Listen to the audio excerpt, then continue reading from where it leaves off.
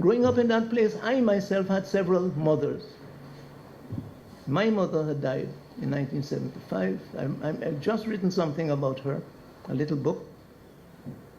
But I had mothers. People would stop me on the road and call me son. No blood relationship whatever. And that was the spirit of the village, which became, of course, penetrated by all sorts of things, all sorts of influences. So, in thanking Brother Malcolm for that reference to Buxton, which is in need of positive references, as we all know, that is not the picture that is put out, as if anything, any spirit like that ever prevailed in that village, but there it is. And a lot of things went into that composition. In the church also. The church, beginning with the Congregational Church, which was probably the first, played a very remarkable role in the life of people of those times. Many of the, as Walter Rodney has written in his History of the Working People of Guyana, there were many congregational pastors who fought with the people, fought with farmers on the East Bank, trying to get prices and markets and conditions, drainage and irrigation. So don't let us pretend. A lot of influences, not mainly direct political influences, but the church, the Roman Catholic Church got there at a year I have recorded in the book I wrote on Buxton Friendship in Print and Memory. And someone said, you have the name of almost every family in Buxton in that book.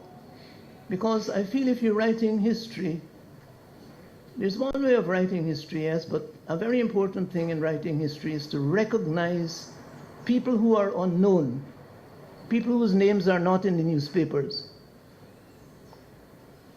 Those people need to be reassured that their efforts are appreciated, their struggle, their thinking, their thoughts, and what they have created is appreciated. So there are all those influences.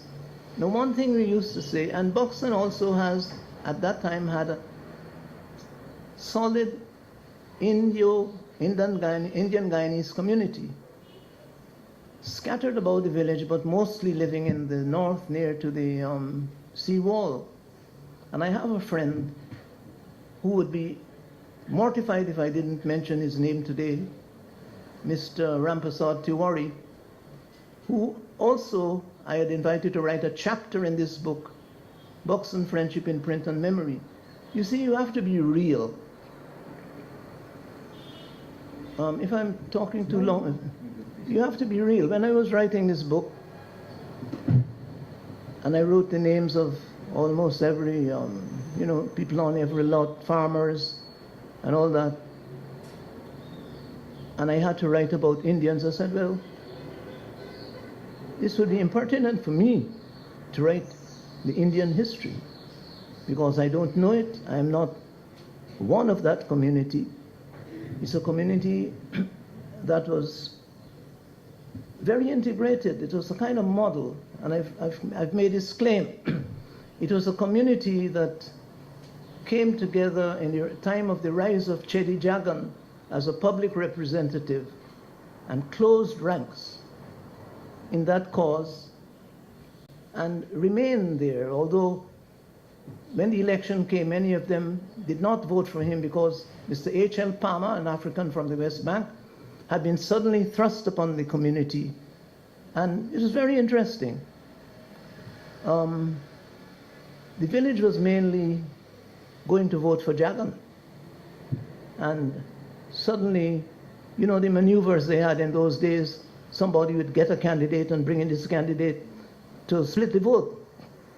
Well, I don't want to accuse anyone, but the candidates were Chedi Jagan, Frank Jacob, an attorney at law of the Jacob family, the not inconsiderate or inconsiderable Jacob family, C.R. Jacob's son, and then Mr. H.L. Palmer. And young teachers of my own age group and so on were all in this movement together. I like to talk about it because it's one of the part of the sort of golden age of political life in Guyana for me. Now, after Mr. Palmer came in, things began to change. It was the first time Africans in Buxton had to choose an African candidate, had an African candidate to vote for.